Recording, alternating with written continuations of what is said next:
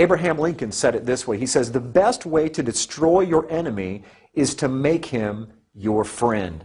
At the end of the day, ladies and gentlemen, the enemy only comes to do three things: to steal, kill, and destroy the truth. That's what he's trying to do. So now let's travel back in time 4,000 years and begin to discover where the history of some of these traditions came from.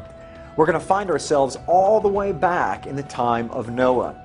Matter of fact, let's begin in the old-fashioned way. Once upon a time, a long time ago, there lived a man named Nimrod. Nimrod was the great-grandson of Noah. He was the most popular man on the earth at the time. Matter of fact, he was the king of the then-known world. He was responsible for building the cities of Babel, and the Tower of Babel, and the city of Nineveh, amongst others. Well, all that being aside, Nimrod, no doubt, had tremendous influence among the people that he was with. And what happened was he had this uncanny reputation of strength. He created great armies, and he was the ruler of the then-known world right after the flood. He was full of idolatry and covetousness, drunkenness, and rebelliousness towards God. And he had a phenomenal ability to deceive. Matter of fact, I suppose he was much like, I guess, an early politician 4,000 years ago. But Nimrod married a woman named Semiramis. Now, Semiramis and Nimrod became basically king and queen of the then-known world.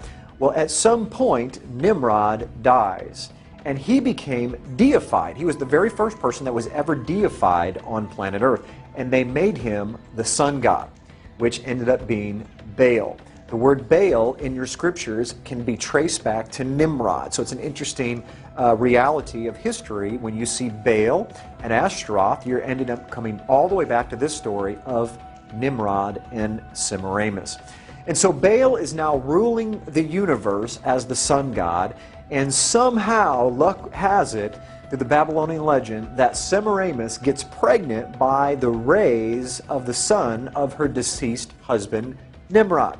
And she gives birth to a young baby boy named Tammuz. Now, further down in the story, as Tammuz grows and becomes a man, Tammuz actually marries his mother, and they have a very sexual relationship. And that baby Tammuz and his mother Semiramis is where you get the story of Cupid. Cupid, during Valentine's Day, is how the story of Valentine's Day developed, was from Tammuz, who married a very unbiblical relationship with his mother.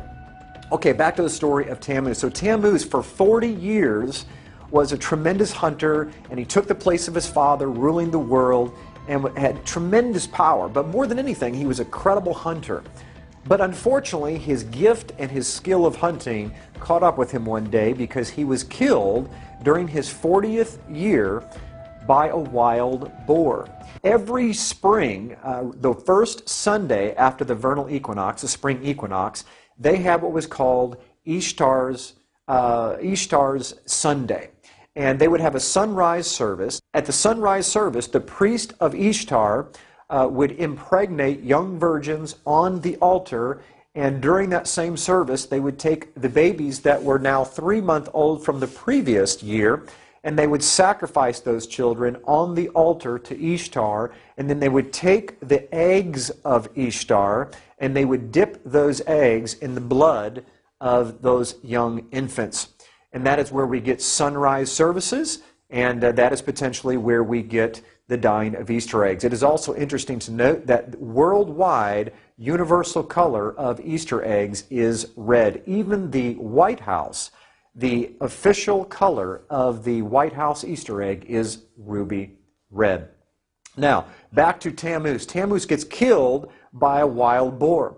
So every year, in commemoration of celebrating the death and the deification of Tammuz, which became the son of God, the son of his father, they would set aside 40 days prior to Easter, and they would fast and they would pray, and they would have a giant feast on Easter Sunday where they would celebrate the death and the resurrection of Tammuz.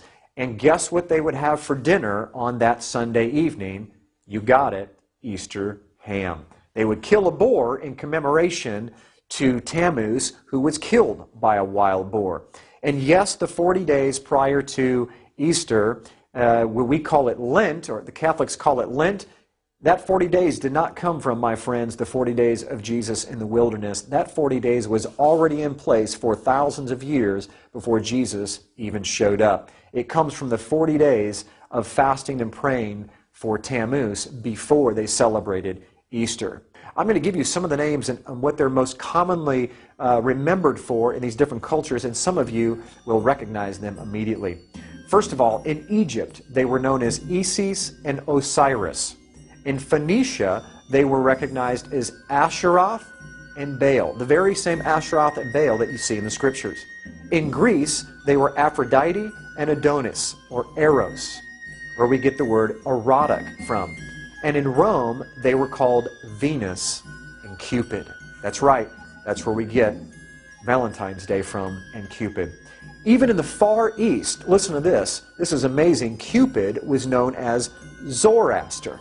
Zoroaster is made up of two words, Zoro, which means seed of, and Asheroth, which is Easter.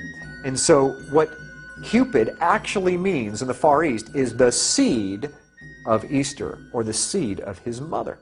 God always tries to speak to the Israelites and warn them to stay away from Ashtaroth and Baal. Let's read the Scriptures.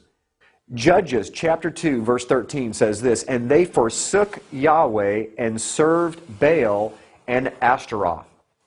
1 Samuel chapter 7 verse 4 says, "Then the children of Israel did put away Baalim and Ashtaroth and served Yahweh only." And last but not least, in Romans chapter 11 verse 4 it says, "But what says the answer of God unto him? I have reserved to myself 7,000 men who have not bowed the knee to the image of Baal." Right about this time, you're probably having that thought that I warned you about hit your brain, saying, that's not what it means to me. I celebrate the birth of Jesus, and I put all the focus on Jesus, and I celebrate His resurrection, and I want to focus on Him. Well, your heart may be to want to focus on Him, and you absolutely may do that. But the truth of the matter is that it doesn't matter how much we focus, how sincere we are, and how pure our hearts are. It only matters that are we worshiping Him the way that He asks us to worship Him, and is anything that we're doing offending Him? And later on in the program, we're going to go through the Scriptures and see if there are any Scriptures talking about Christmas and Easter and any particular instructions allowing us to worship Him in whatever way that we want. But in the meantime, please keep an open mind as we move through the rest of this history and some of these symbols, which are very shocking, that you're going to find out how they moved through time and ended up in our Christian churches today. Tammuz and his mother, Semiramis. If you look on your screen, you're going to see Isis and Osiris, or this is Ishtar and Tammuz. Now, some of you may be asking, well, wait a minute, I celebrate Easter. You're talking about Ishtar. Easter is actually the Anglicization of the word Ishtar. In other words, if you say Ishtar in English, it's pronounced Easter. That's how the etymology of that word evolved over time. What I want you to see is, I want you to see what's on her head is a crescent moon, and in the center of that crescent moon is the actual sun itself. And so the symbol of power of Isis, or Ishtar, was the crescent moon holding the sun itself, her deceased husband, Baal, the sun god. And you can see the baby there that is nursing from her breast. Ishtar was known as the goddess of the East, the bare-breasted fertility god of the East, or the sunrise, which is why they had the service at sunrise on Easter morning. Here on your screen, you see a pagan carving of the solar deity Baal Hadad depicted as a disc in a crescent. Okay, you can see the half-moon disc there in the center of your screen with the sun that is cradled inside of it. And that is the sun god, as well as the crescent moon that surrounds it. Now, as you see that the main symbol for the sun god was the crescent moon with the sun on the top of it, or centered and cradled inside that crescent moon, we now move to something that's a bit controversial but very true historically, is the Catholic Eucharist is actually the sun that is inside of that crescent moon. I'm going to show you some pictures of the actual Eucharist in different positions, and you're going to see that not only is it similar, it's identical. This is where they got the symbols from. You can see here, this is a particular object that holds the Eucharist, and I found this online, and this is what the quote said. I left off the particular church for obvious reasons, but this was their advertisement for a particular Friday. It says, Eucharistic adoration is held on the first Friday of every month for the purpose of honoring and praying to the Blessed Sacrament. Now, I don't know about you, but my Bible says to pray to the Father, our Father. Yeshua, Jesus, said to pray to the Father. He did not say to pray to inanimate objects, whether they represent Him or not. Now, look very carefully at, on the right-hand side, you can see the moon, the crescent moon shaped, holding that sun or that wafer of bread. Here's a close-up of it right here. The crescent moon cradle with the sun-shaped monstrance of the Roman Catholic Church. And now you'll see that it's actually the rays of the sun go all the way around this. They didn't hide it at all. Why did they not hide it? Because this is thousands of years old. This comes right out of paganism and sun god worship, where it was the symbol of Baal and his wife Ishtar. And right here you can see the pine cone staff is another symbol found in paganism that's connected with the sun god coming out of Egypt, Osiris. It's kind of in the form of a pitchfork, you can see, where the pine cone is in the center. Now, why did they choose a pine cone? Because a pine cone represents fertility. It comes from the pine tree, which stays green all year round. And so as everything began to die in the winter, the pine tree became a symbol of new hope and life and fertility. And you can see that even in Mexico, they found a Mexican god that is holding a pine cone on one hand, pine cones on one hand, and the pine cone tree on the other. Now, what's interesting is the largest pine cone structure in the world can be found in the Court of the Pine at the Vatican itself. Let me ask a question. Why is a pine cone being found in the Court of the Pine at the Vatican? Why did they choose a pine cone?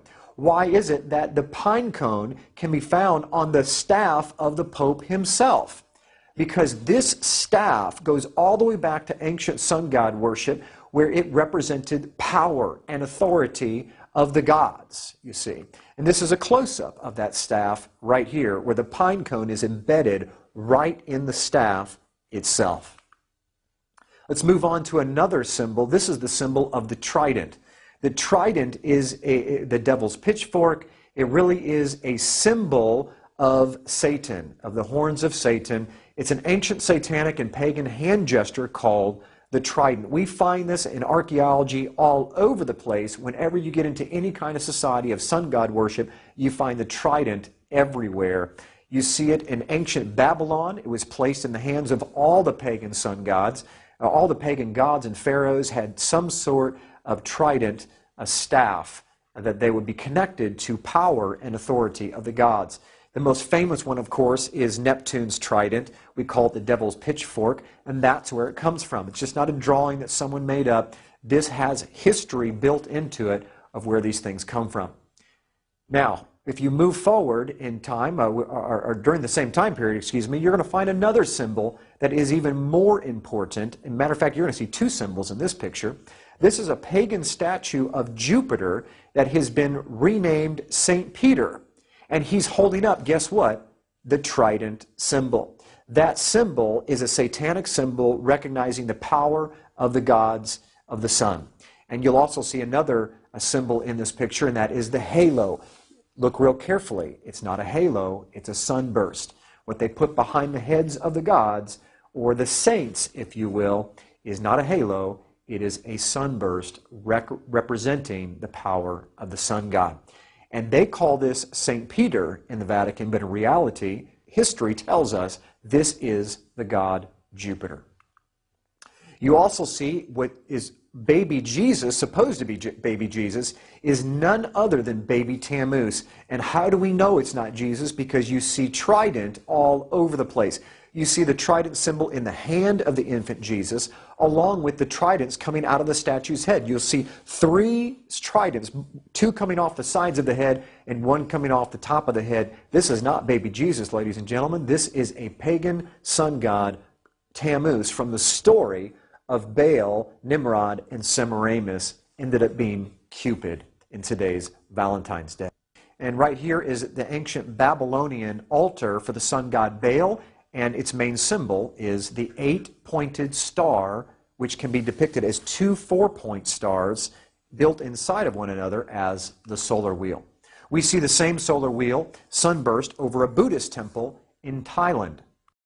Here is a monastery, St. Ignatius, where the solar wheel or sunburst is depicted in the floor tiles. Here is the face of a child, which is, of course, Tammuz, within the fertility symbol of the sun's rays on a Roman Catholic altar.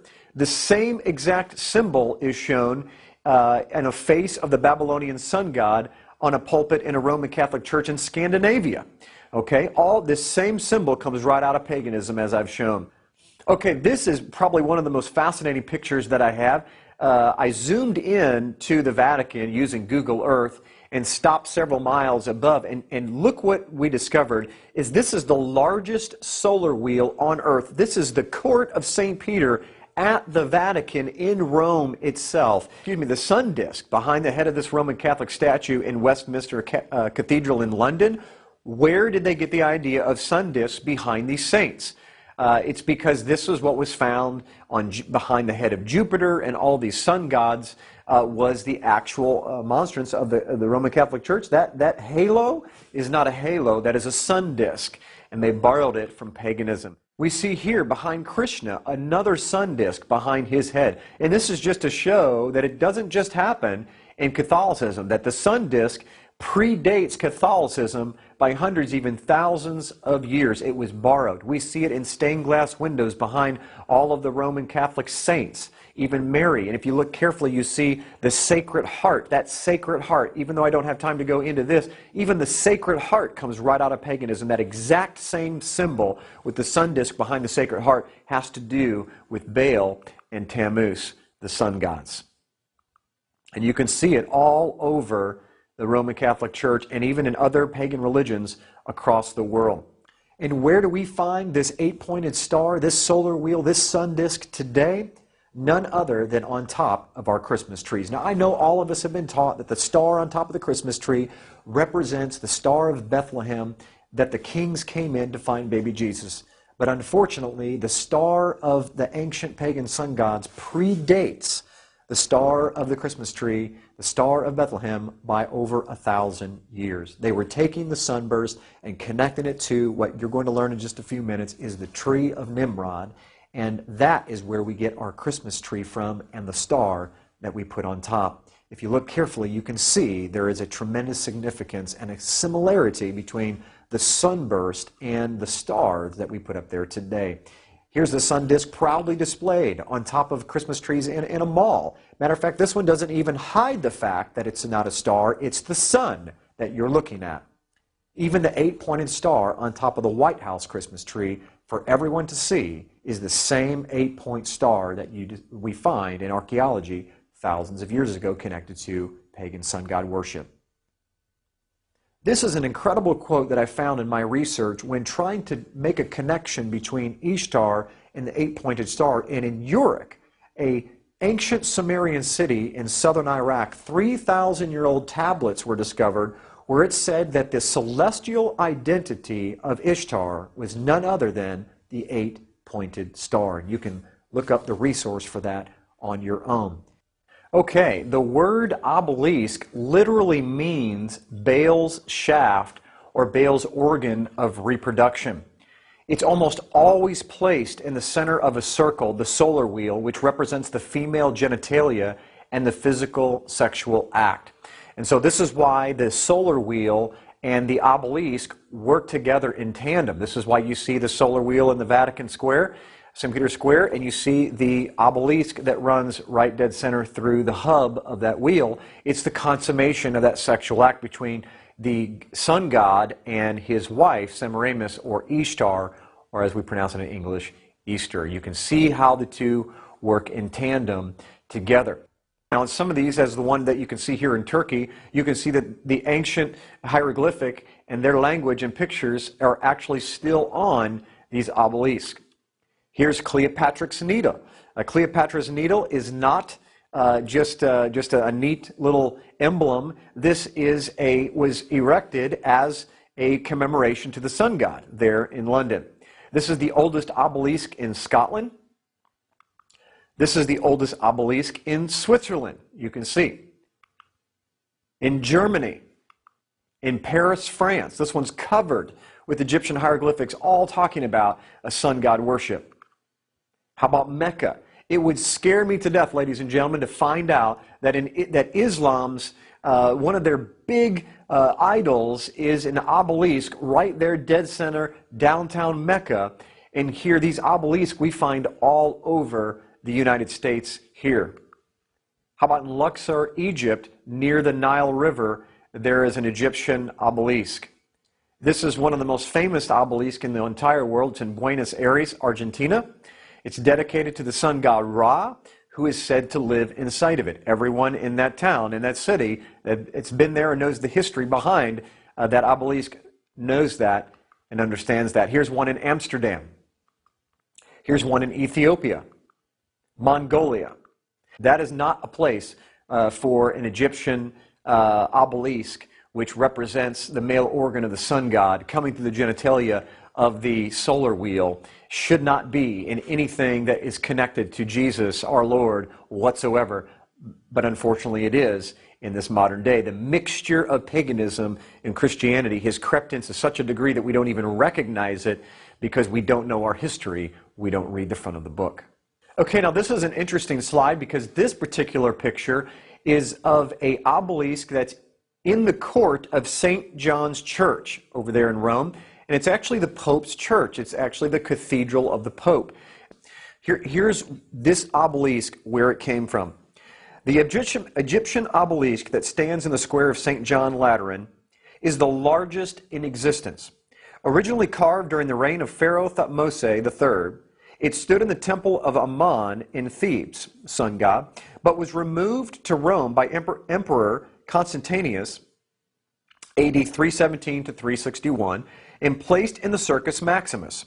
In 1587, Pope Sixtus V unearthed the fallen, broken, and long-forgotten obelisk and had it repaired and placed in the Piazza S. Giovanni in Laterano.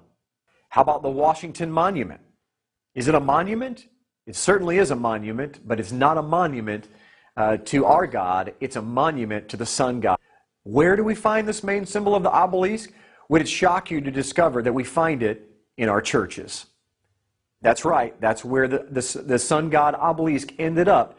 It ends up in our churches all around the world. We call them steeples. They're called obelisk in ancient Egypt. If Pharaoh or an ancient Egyptian was alive today, they would walk down the street and they would feel comfortable coming to most of the churches that we have today because they would say, wow, that is my religion. That's something that I can connect to. That is sun god worship. And we see throughout all around the world, here's one that has two pillars that are built into this particular church. Ladies and gentlemen, the obelisk, the sun god worship, there shouldn't be one single symbol anywhere of ancient paganism or Egyptian sun god worship that is found inside of our religious societies today in Christianity. We see it. It doesn't matter what denomination, whether it's Lutheran, whether it's Baptist, whether it's non-denominational. It doesn't matter where you find it.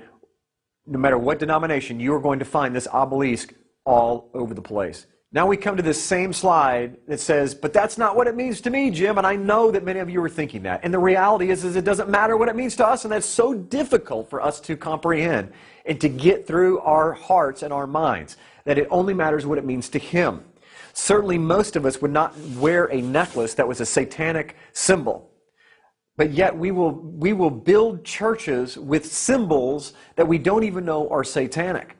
We will have holidays that surround themselves with pagan symbols, and yet because we don't know them, we think it's okay. But the reality is that the great God of Abraham, Isaac, and Jacob, he knows what those symbols mean. And so from his perspective, he sees those symbols, and it reminds him of when they passed their children through the fire of Molech. It reminds them of the infants that were killed and sacrificed on the altars of Ishtar. It reminds him of all the sun god worship, of all of his people that turned their side against Yahweh and served other gods. It's a reminding symbol to him, and for that reason alone, we should put those symbols behind us and get rid of them and burn them, like Nehemiah and Jeremiah and the great prophets of old that tore down those high places and they destroyed those pillars. And here they spent their blood in pouring out their blood and their strength and their children to tear down those high places.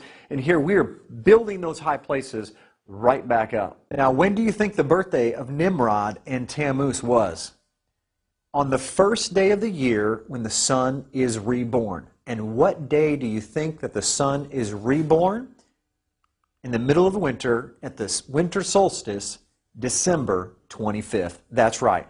That's where we get December 25th on Christmas Day, where we say that Jesus was born. Why did we choose Jesus being born on December 25th? Where did that date come from? Very simple. Jesus was the Son of God.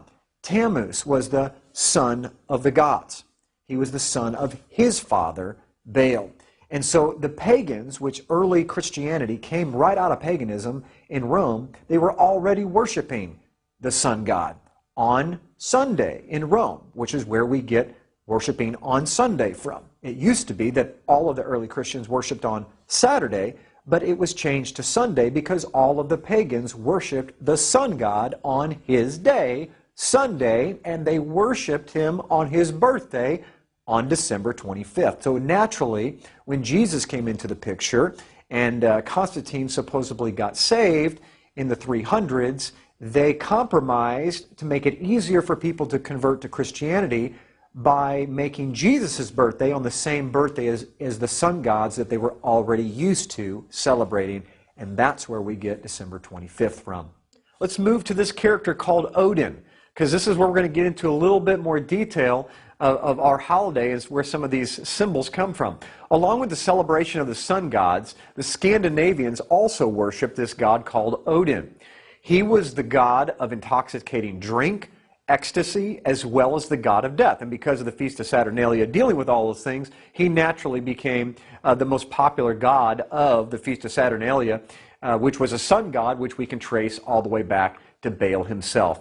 Guess who this character became? Look at him very carefully. What does he look like? The colors are wrong, but this guy became Santa Claus. That's right.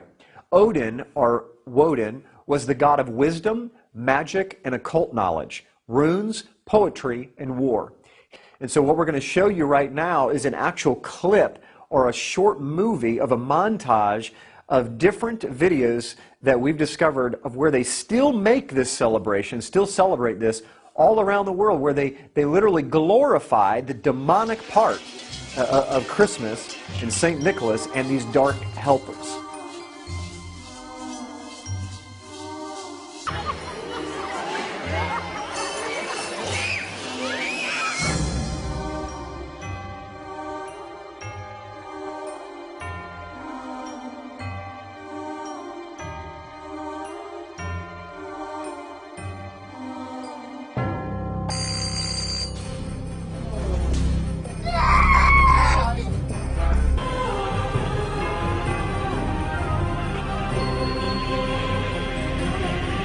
There are some scholars that believe that the actual song Jingle Bells came from the Krampus bells that were in existence for a long time before that song was ever written, that every time you saw St. Nicholas, he was accompanied by the bells of Christmas, if you will, from his elves. They used to have bells that would hang from their necks, and as you heard in the video, they would you would hear the bells as they announced themselves into the next town that they were going into. Look here, the World Book Encyclopedia says this: the belief that Santa enters the house through the chimney developed from an old Norse legend. The Norse believed that the goddess Hertha appeared in the fireplace and brought good luck to the home. Let's move into Deuteronomy chapter 12. This is really the king of scriptures, if you will, that give us a good, clear indication of whether or not we can do things just because we are sincere about it. Deuteronomy chapter 12 says this, "And you shall destroy their altars, break their sacred pillars, their obelisk, burn their wooden images with fire. You shall cut down the carved images of their gods and destroy their names from that place. You shall not worship the Lord your God with such things." He says, you shall not at all do as we are doing here today, every man doing whatever's right in our own eyes. When the Lord your God cuts off from before you the nations which you go to dispossess, still in chapter 12 of Deuteronomy here, and you displace them and dwell in their land, listen carefully, in verse 30 it says, "Take heed to yourself that you are not ensnared to follow them, after they are destroyed from before you, and that you do not inquire after their gods, saying, how did these nations serve their gods? I will also do likewise." So what was happening was they were coming into these communities, and they were creative Israelites. They wanted to take some of the creative things that the pagans used to serve their gods and borrow those ideas to serve the great God Yahweh. And Yahweh has this to say about it. He says in verse 31, "You shall not worship Yahweh your God, the Lord your God, in that way. For every abomination to the Lord which he hates, they have done to their gods. For they burn even their sons and daughters in the fire to their gods. Whatever I command you, be careful to observe it. You shall not add or take away from it." Period. Verse 32 of Deuteronomy chapter 12. And some of the most influential Christian leaders in American history were looking for alternatives and refused to celebrate Christmas and Easter because of their pagan backgrounds. Charles Spurgeon said this, on December 24th, Christmas Eve, 1871, look at this quote, "We have no superstitious regard for times and seasons. Certainly we do not believe in the present ecclesiastical arrangement called Christmas. First, because we do not believe in the Mass at all, but abhor it, whether it be said or sung in Latin or English." He went on to say, and secondly, because we find no scriptural warrant whatsoever for observing any day as the birthday of our Savior. And consequently, its observance is a superstition because it's not of divine authority. Ladies and gentlemen, this is one of the most spiritually held up pastors of all time is Charles Spurgeon. And he himself says Christmas is of no divine origin, it's of no divine authority, and we absolutely should not celebrate it. Why? Because he knew that its origins were in paganism and cultic philosophy. I want to share with you some alternatives, biblical alternatives, something that's straight from God himself, things that he tells us to celebrate, curriculums designed for our children. Look at some of these holidays. First of all, we have what did all of the disciples do in the spring that just so happens to be the time of Easter? Absolutely. It's called Passover. Luke 22:19 says this, "And he took bread, gave thanks, and broke it, and gave it to them, saying, This is my body, which is given for you. Do this in remembrance of me." Do Passover. Obviously, Easter was nowhere in the minds of our Lord Jesus Christ, Yeshua the Messiah, or his disciples, or anybody for hundreds of years. They celebrated what's in Hebrew called Pesach, Passover, every single year, remembering the death, burial, and resurrection of their Lord through that incredible holiday where they used to sacrifice a Passover lamb for the remembrance of the death of the firstborn and the freedom from Egypt. But now today they were remembering the freedom from sin, freedom from Egypt, being metaphorical, by the death of Jesus himself. So they would never have connected Easter with Passover. It didn't exist. 1 Corinthians chapter 5, Paul even instructs us in verse 8, "Therefore let us keep the festival," talking about Passover, "not with the old yeast, the yeast of malice and wickedness, but with the bread without yeast, the bread of sincerity and truth." The affirmative task we have now is to create a new world order. Notice the new world order. It's almost complete. But I often myself that we needed a new world order. Pope Benedict XVI is calling for a new world financial order in the third encyclical of his pontificate. Globalized economy. The document was released just hours before the G8 summit. The power behind the scenes secret societies. Notice what is Skull and Bones, Illuminati, Masons, and all them groups. They have one master. Now we can see a new world coming into view. A world in which there is the very real prospect of a new world order. I'm also going to start with the mark of the beast that they already have in White House. So be more patient, and all they have to do is enforcing their law, and the whole thing is combined with religion.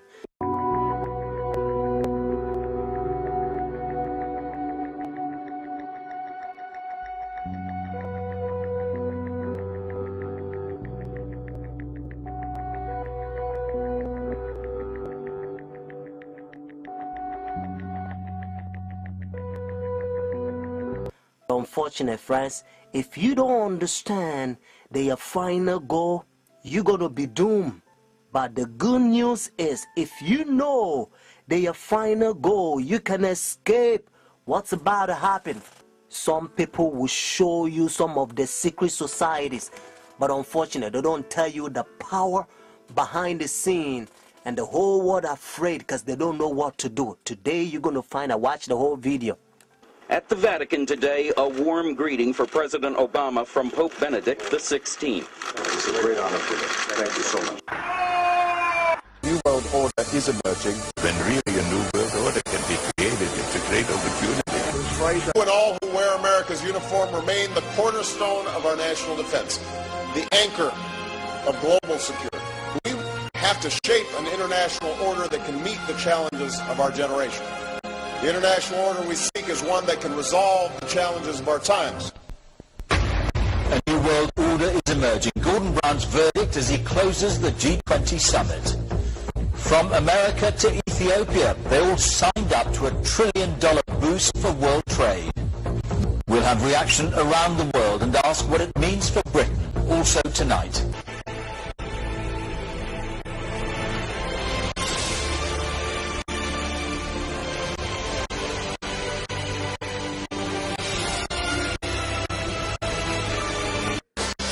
We have before us the opportunity to forge for ourselves and for future generations a new world order. It is a new world order with significantly different... Well, there have been extraordinary scenes in Berlin tonight as thousands of people gathered to hear Barack Obama deliver key foreign policy speech on his current European tour. The Democratic presidential hopeful laid out his vision for America's place in a new world order, saying he was speaking as a proud citizen.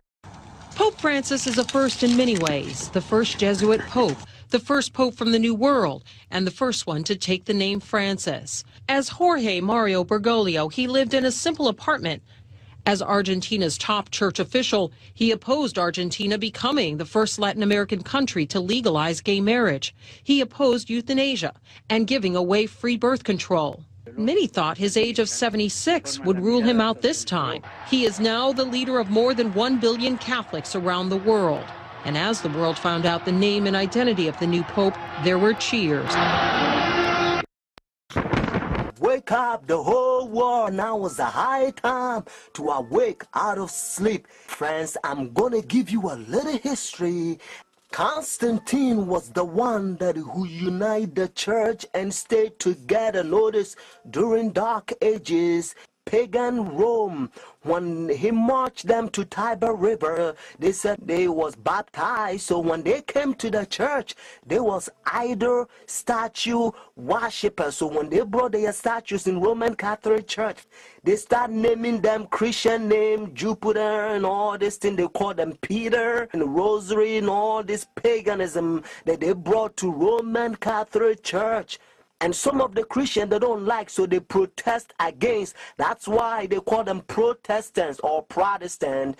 So they set up their Jesuit order during 1500. The reason they set their Jesuit order is to destroy the Christians that they protest against their paganism. I'm tired of people saying Christianity is a crutch. It's not a crutch, it's a cross. This planet is covered in blood as a consequence of people who stood for righteousness and truth.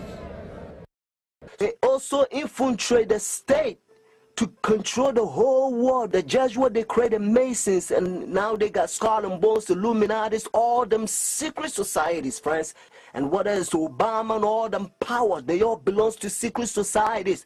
I love everybody. I don't have a choice if I want to go to heaven, but I got to tell you the truth. He wrote, we must move as quickly as possible to a one-world government, a one-world religion, under a one-world leader.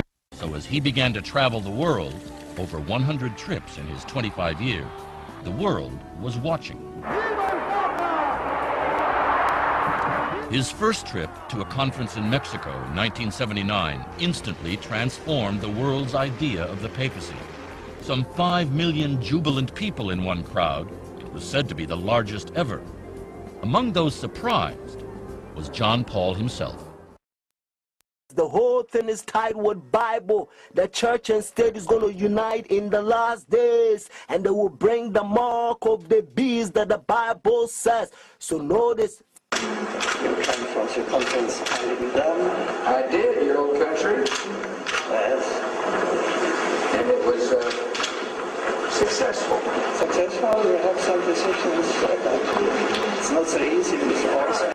The Iraq War has been another foreign policy challenge, beginning with John Paul's papacy. Other foreign policy priorities for Benedict include pushing for peace in the Holy Land and decrying rising secularism in Europe. He's also been quietly working to establish relations, something that was not possible during the last papacy, largely because of John Paul's role in the fall of communism in Poland. The Chinese obviously didn't want John Paul II running around China doing the same thing. Pope Benedict is not that kind of a threat to China. Most of the time, in places around the world, Vatican diplomats work outside the spotlight, where experts say they often have an advantage. Some question how much government leaders of today truly listen to what the Pope has to say. And that, observers say, is a moral authority that can't be measured by economic strength or military divisions. A moral authority Benedict hopes to draw upon when meeting with U.S. officials and speaking before the United Nations. I'm Kim Lawton in Washington. The Jesuit order, they also infiltrate every religion, especially Sunday churches. That's why Revelation chapter 17 called this power whore. Notice, the mother of harlot. Jesus Christ is the one who died for the whole world, and he's drawn everybody to himself. But this power, they don't want you to go to Jesus Christ. They want you to go to them and confess your sin to them. So notice what Revelation chapter 18 says. And they also infiltrate the kings, presidents. So notice.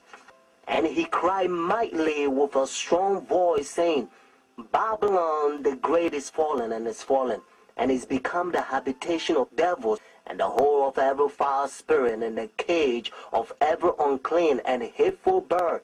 For all nations have drunk of the wine of her fornications. And notice, and the kings of the earth have committed fornication with her.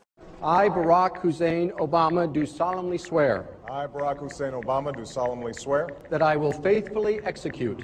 That I will faithfully execute. The office of President of the United States. The office of President of the United States. And will to the United States. And will to the President of the United States. And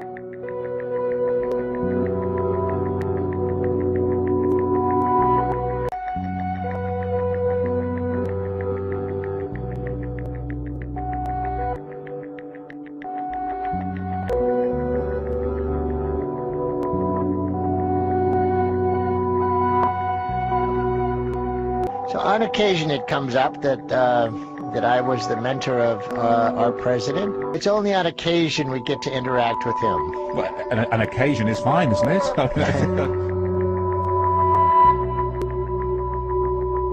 the best of my ability. And will, to the best of my ability. Preserve, protect, and defend. Preserve, protect, and defend. The Constitution of the United States. The Constitution of the United States. So help you God. So help me God. The Obama administration is all in their nonstop effort to retain the power to send U.S. citizens to military prisons. And why do you think it is that the Obama administration is so adamant about keeping this controversial provision in place? I really can't speak to the motivation. All I can say is that on civil liberties issues, this president has been even more aggressive in eroding American civil liberties than George W. Bush. And it's really an unfortunate turn in our democracy. This has been occurring since 9/11, but the Obama administration has gone full in for drones. They've gone full in for targeted assassinations, including of American citizens. They've gone full in for warrantless wiretapping, and now they've gone full in for the right to detain American citizens in military prisons, thus circumventing our democracy and our judicial system. Why the president is doing this, when he ought to know better as a constitutional law professor. The Obama administration is openly escalating its campaign against private gun ownership and shaking up the top ranks of the military command structure. But is it also preparing to make war on the American population? According to a person identified as a former senior military official, the answer to that shocking question is yes. You can't have a police state and an armed population, so there's no doubt they're going to take the guns away.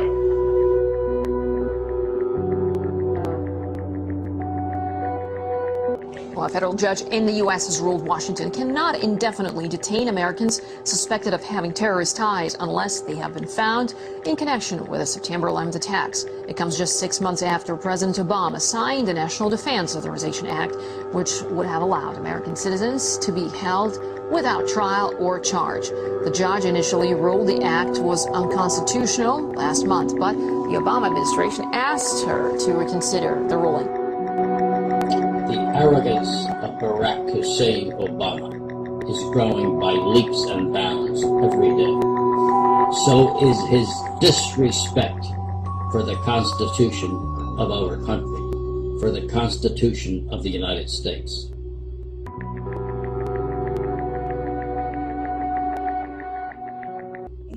In fact, when President Obama was a senator, he voted to reinstate the Patriot Act in 2006. According to the American Civil Liberties Union, the Patriot Act threatens our First, Fourth, Fifth, Sixth, Eighth, and 14th Amendment. We're here at Blessed Sacrament Parish, We Are Change LA, to meet someone who has been nicknamed the Black Pope. He's actually the Jesuit general, and his name is Very Reverend Adolfo Nicholas S.J.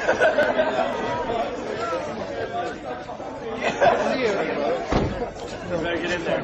Yeah, that way.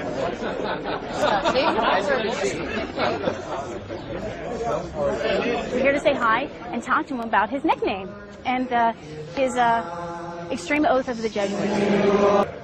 You just came out of a campaign, election, and the inauguration of a new president.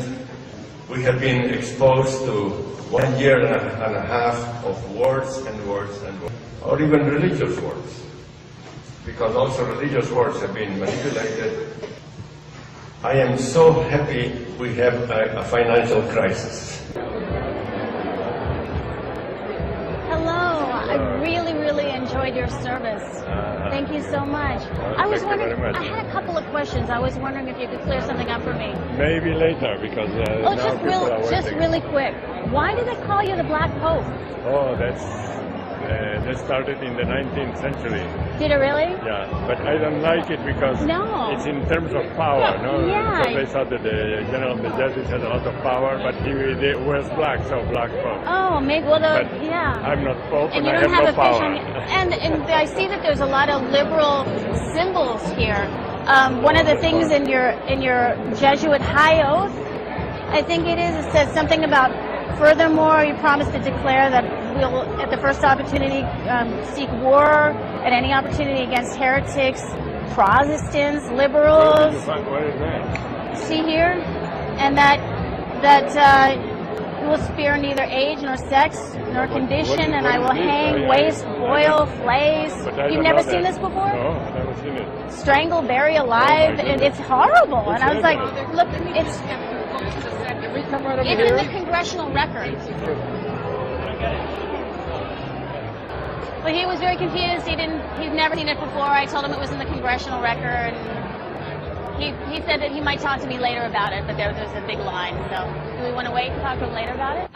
Just so that you know what I was asking him. I furthermore promise and declare that I will, when opportunity presents, to wage relentless war, secretly or openly, against all heretics, Protestants, and liberals, as I am directed to extirpate and exterminate them from the face of the whole earth, and that I will spare neither age, sex, or condition, and that I will hang, waste, boil, flay, strangle, and bury alive these infamous heretics, rip up the stomachs and wombs of their women, and crush their infants' heads against the walls in order to annihilate forever the execrable race. And then it goes on to say some other stuff. But you can look this up. It's on the internet. I just want to read this on camera real quick. I'm just trying to find a private moment. He said that I could talk to him afterwards. Okay, when the line was not so busy. You need to go outside with all that. Okay. Because right now he's not going to read nothing because he's going to go somewhere else. Oh. Excuse me. So thank you. Good. Do you think we were bothering him? I think so with your letting us. Okay. We can't have that. Okay, thank you. Okay, sorry. I was just trying to clear something up. I know. But this...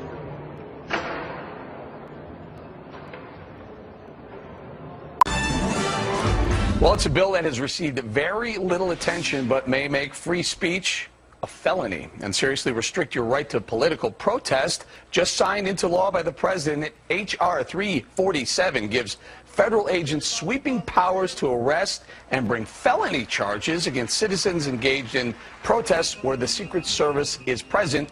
Joining us now with more, Fox News senior judicial analyst, good friend, Judge Andrew Napolitano. Judge, the thing that jumps out off the page, felony? Yeah, felony means more than a year in jail. This is not like a traffic ticket.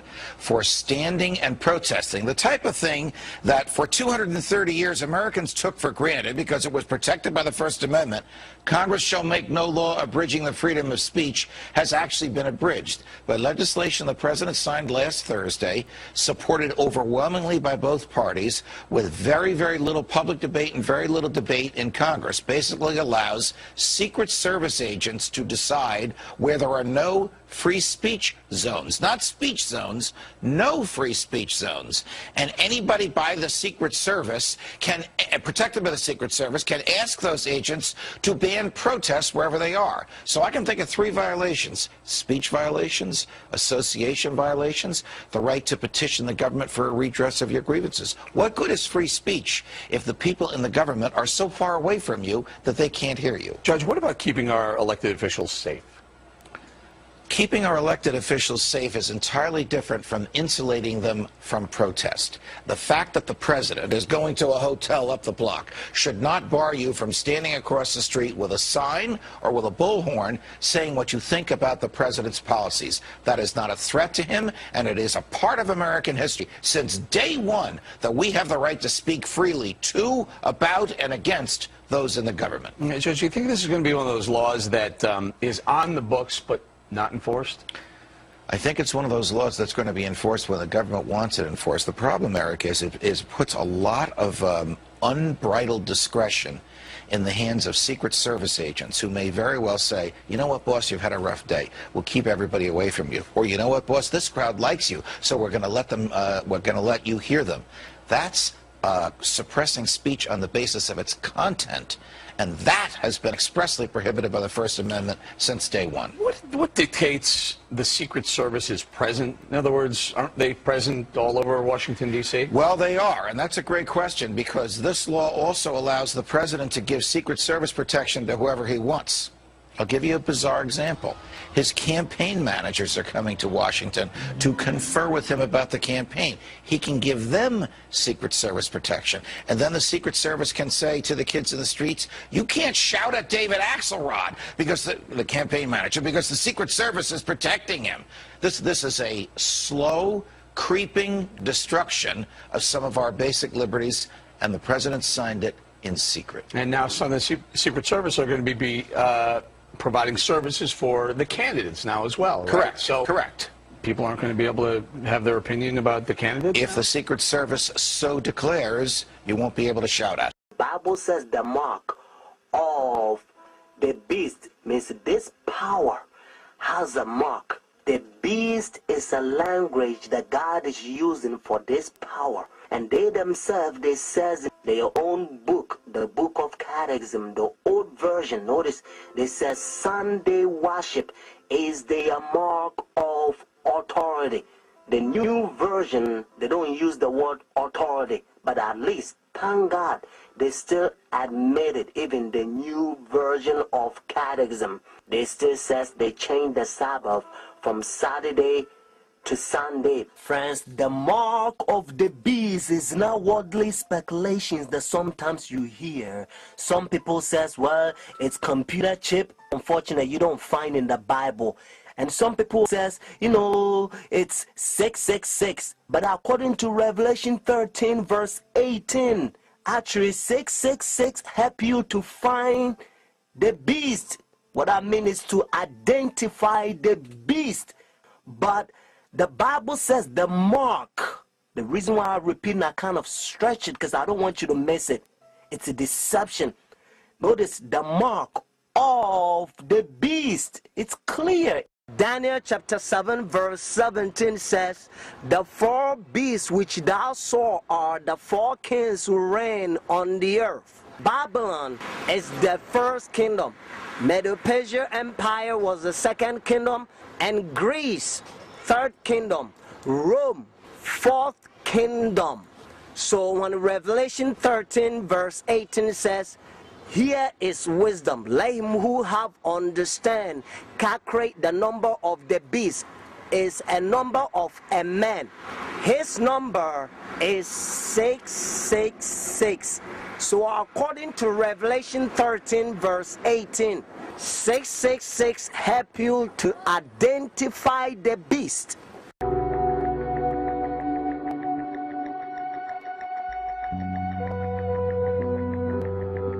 Roman Catholic, Roman numerals, some of them have a value, some of them doesn't. But when you put all of them together, it ends up to 666. Constantine changed the Sabbath from Saturday to Sunday. But unfortunately, Sunday churches, they adopt sun worship day for so many years. They don't want to get rid of it. But actually, it's a pagan sun worship day, Sunday worship. Look even the spellings, you'll find out. Matter of fact, if you look at your calendar, Sunday is always begin as the first day of the week. Unfortunately, they will skip, and some people, they don't know, they will count Monday as the first day of the week, because according to Revelation chapter 12 verse 9, the devil will deceive the whole world. So it's a deception. So the devil, you know, he's in the process blinding the people, including the Christendom. Friends, if you go to church Sunday, notice the first day church, now you don't have the mark of the beast according to Revelation 14 and 13 unless the law is enforced. That's why now you hear different countries, they try to forcing the people to not sell or do anything on Sunday because they try to enforce the law. But according to Bible, notice United States is the one who's going to cause the whole world to worship the beast. Their sun worship day means Sunday worship according to Revelation 13. So whenever United States enforce the law, and every country also going to enforce because they control the whole world. Every president on the Roman Catholic Church. When our founders declared a new order of the ages, they were acting on an ancient hope that is meant to be fulfilled. There's Babylon religion confusion, true mixed with lie. When they front of the camera, they pretend like humble people. Hypnosis, they hypnotizing the world. The Antichrist hiding in plain sight. Bible called this system the mystery. It's a mystery for a lot of people. And according to Revelation chapter 13, the whole world will wonder after the beast. Whenever there's power, the force, the mark of the beast, the world is going to be wonder. They're going to be like, we thought they are humble, smooth walking, good people.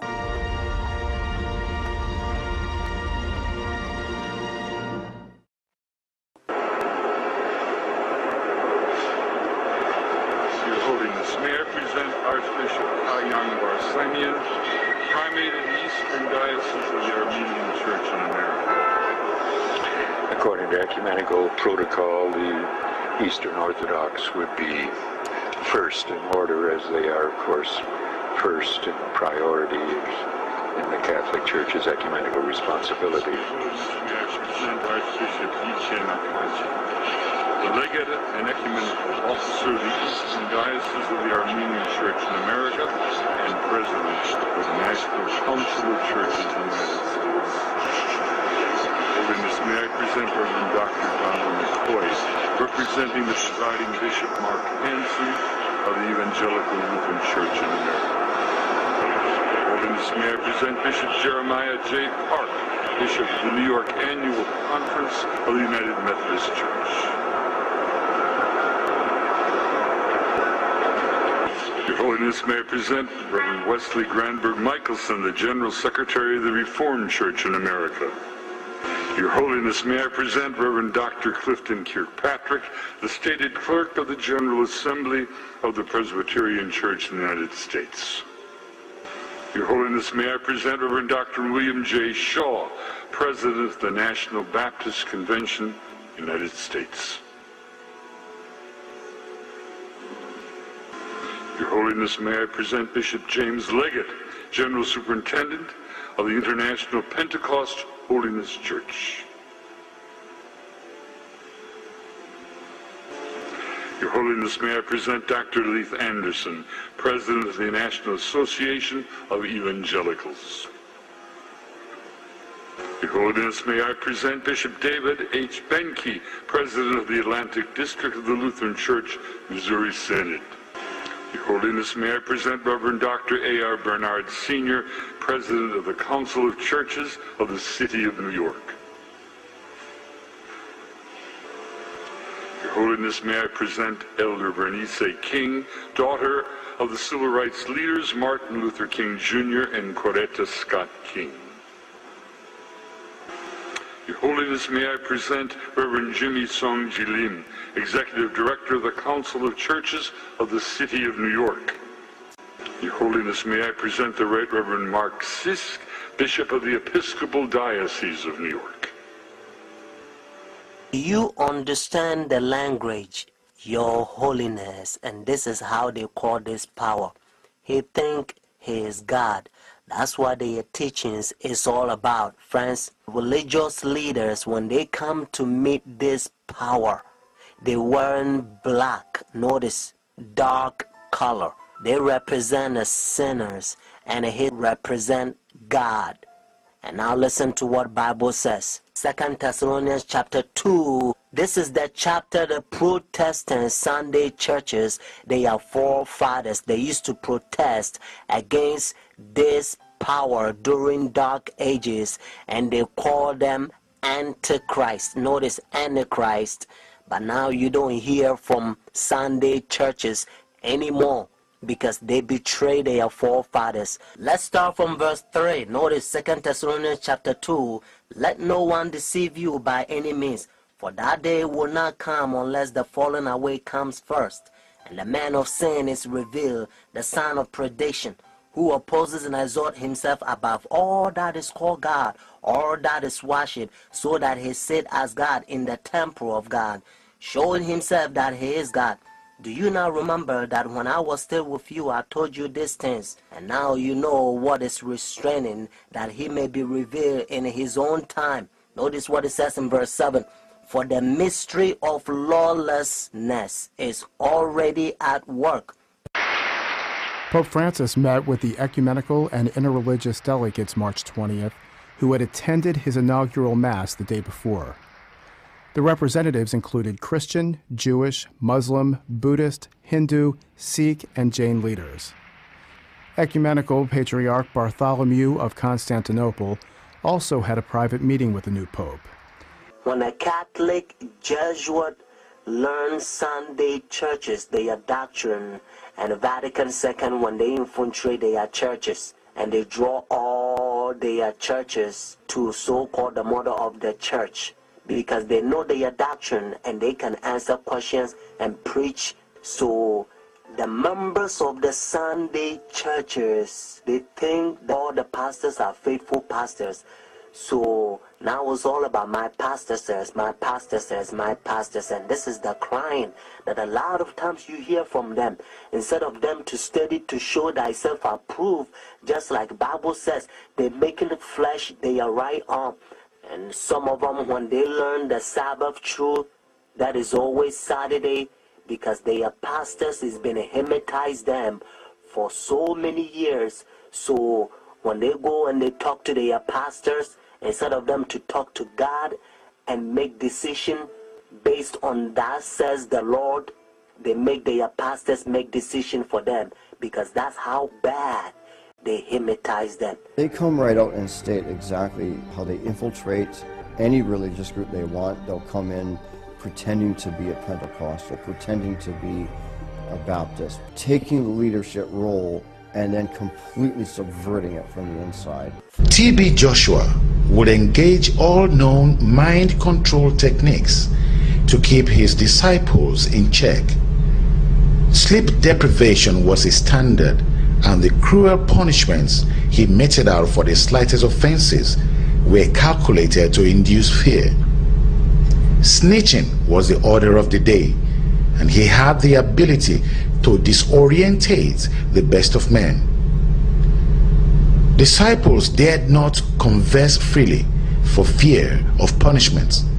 Gradually, the disciples will be led into working out his deceptions to fool the public, becoming tools in his propaganda machine. I was made a prophet in June 12th, 1999, on his birthday. From then, the powers invested in me increased. I became a terror to co-disciples. People run away from me because I will do whatever he asked me to do. Any disciple he asked me to slap, I will slap. That the genuine church was also involved in some of the same tricks to a lesser degree? How many more ministers like Chris Oyakhilome did he taint with the spirit of deception? Revelation chapter 14 verse 6 to 7, the Bible says that the first angel's message is warning the whole world to stay away from sin, because God says fear God and give him glory. So if the people stay away from sin or not sinning, means they fear God and they have given him glory. The second angel in Revelation chapter 14 verse 8 says, Babylon is fallen, it is fallen. It's this system that is confused. This pagan, one-world government, satanic religion that is putting the whole world in darkness is fallen. The third angel's message in Revelation chapter 14 verse 9 to 11 says, if anyone worship the beast and his image and receive his mark, that person also going to receive the wrath of God that is poured out without mixture. Means it's his full wrath. Whenever they force Sunday law, if you accept that Sunday law, that means you already received the mark of the beast.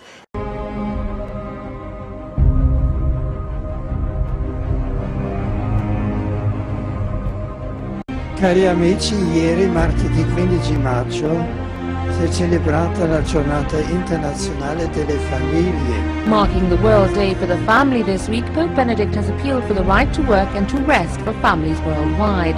Libero fra due questioni strettamente connesse.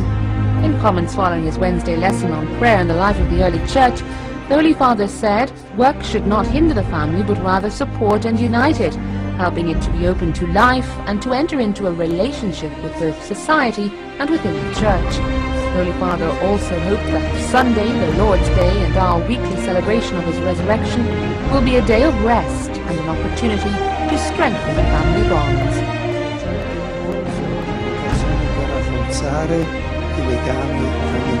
I have repeatedly offered $1,000 to anyone who can prove to me from the Bible alone that I am bound to keep Sunday holy. There is no such law in the Bible. It is a law of the Holy Catholic Church alone. The Bible says, "Remember the Sabbath day to keep it holy." The Catholic Church says, "No, by my divine power I abolish the Sabbath day and command you to keep holy the first day of the week." And lo, the entire civilized world bows down in reverent obedience to the command of the Holy Catholic Church. T. N. Wright, CSSR, in a lecture at Hartford, Kansas, February 18, 1884. The Catholic Church for over 1,000 years before the existence of a Protestant, by virtue of her divine mission, changed the day from Saturday to Sunday. The Catholic Mirror, September 23, 1893. Question: which is the Sabbath day? Answer: Saturday is the Sabbath day. Question: why do we observe Sunday instead of Saturday? Answer: we observe Sunday instead of Saturday because the Catholic Church in the Council of Laodicea, AD 336, transferred the solemnity from Saturday to Sunday. Peter Geierman, The Convert's Catechism of Catholic Doctrine, 2nd edition, 1910, page 50. Friends, whenever they enforce their sun worship day, Sunday worship, whenever the law is enforced in your country, do not accept it. The mark of the beast in their forehead, symbolic in Revelation, your forehead means your decision. And also when Revelation says their right hand means your action will follow your decision once you accept their sun worship day, when it's an enforced Sunday worship. Friends, take a stand. Christ is coming. He loved you so much so that when he was on the cross, Jesus Christ says, "I thirst." So whenever you're in temptation, remember when he says, "I thirst," because of you and I. Order the Great Controversy. Notice the book, The Great Controversy, because it's preparation. It will prepare you by the grace of God. And if you do visit one of the local churches, make sure to visit a local church that has these two charts hanging up in there. Because if it's not hanging up in there, you may want to be careful